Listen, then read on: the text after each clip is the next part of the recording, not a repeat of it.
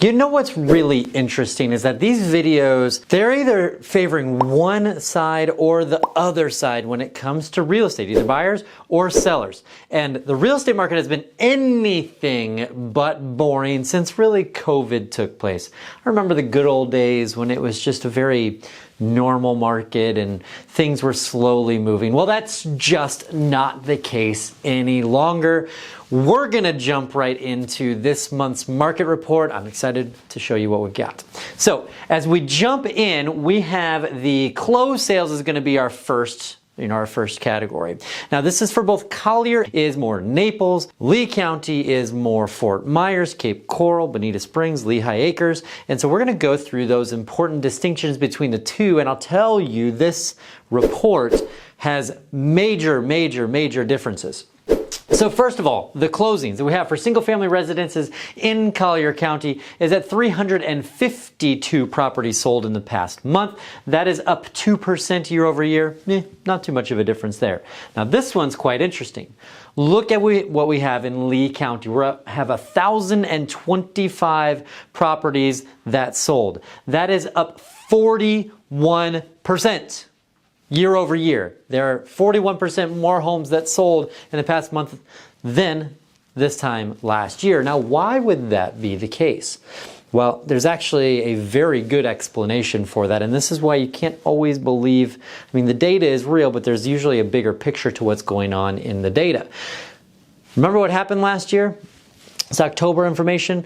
The end of September, we had Hurricane Ian that struck Southwest Florida, and it affected Lee County way more than it affected Collier County. And so therefore, we had those numbers in Lee County significantly down last year. This year, they're getting back up to a normalized level. So that's why we saw the big jump there. Now look at this median price. In Collier County, the median price of a home is $750,000. That's notable for a couple of reasons. One, it was $820,000 last month, so that's down $70,000 month over month, but it's also down 6% year over year. So the home prices have come down. Buyers rejoice. And then in Lee County, the median home price is $400,000, and that's also down 6%, 5.9. We're going to call it 6%. So the home prices have come down, but nothing like the way that they went up. After COVID, the home prices shot up extremely quickly. We're talking 36, 38% year over year. And right now we're down only 6% year over year. So that's notable for us. Days on market, 52 days on market in Collier County before you can expect a contract. That is up 16%. And then it's at 46 days in Lee County, which is up 59%. So that's a pretty significant number there to be up 59%. One thing that we want to look at is how long it's taking for these properties to sell. Okay, now as we get into the new listings, we have 605 new listings that came on the market in Collier. That's up 15%. And then we had 1,861 new listings in Lee County, which is up 105%. So it's double of what it was last year. Again, we have the hurricane to blame for a lot of that, but there is a lot of inventory coming on the market now, even more than last year.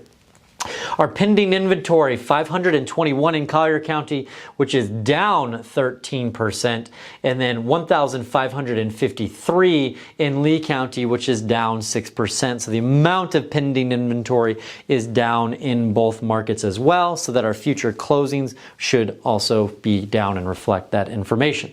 Month supply, we're at 5.5 months of supply, which is 45% higher in Collier County, and we're at 5.1 months in Lee, which is up 96%. So you can see we're in the 5-month range, and we just actually crossed a 6-month. We had a holiday in there with Thanksgiving, but we're between 5 and 6 months worth of inventory.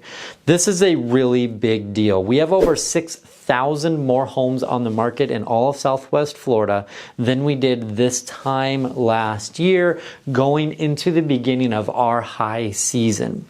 Now here's the thing, properties are still selling, but they're selling at a slower pace, and we're adding more inventory in the market every single week. So the net inventory increase is typically between 300 and 400 net properties we're increasing per week at this moment. So what that tells us is that if you're a buyer, things are looking pretty good for you because the market is shifting a lot in your favor. Interest rates have really stabilized and they've come down a little bit. So we're starting to see some better rates there. We're also starting to see that negotiation still be very possible when it comes to sellers because there's a lot more inventory that's on the market.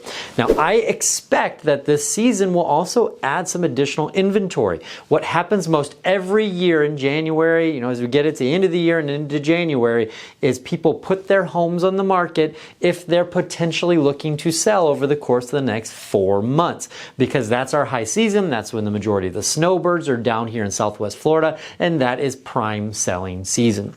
But other people have that same idea and they want to jump in on that bandwagon. And so a lot of times what happens is too much inventory floods the market.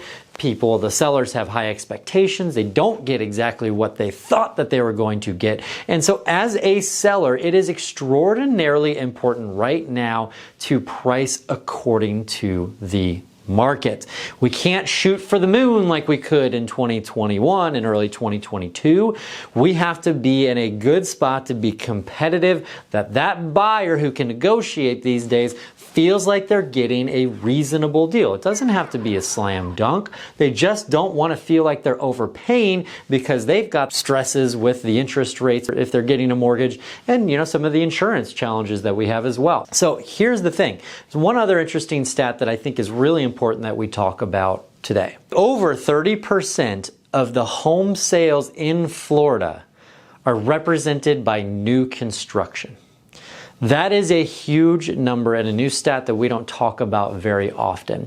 Now, here's a link to a video that I just put out about how to save the most amount of money on home insurance in the state of Florida, because it's not all bad news, but the majority of it goes around newer construction is going to have favorable insurance rates, therefore lowering our payment.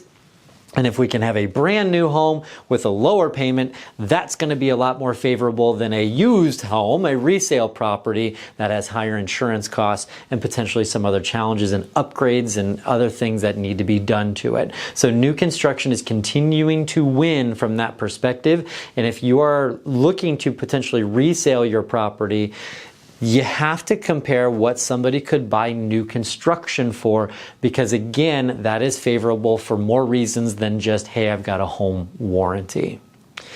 Well, do me a favor, like the video, subscribe to the channel, and if you have any questions, comment below.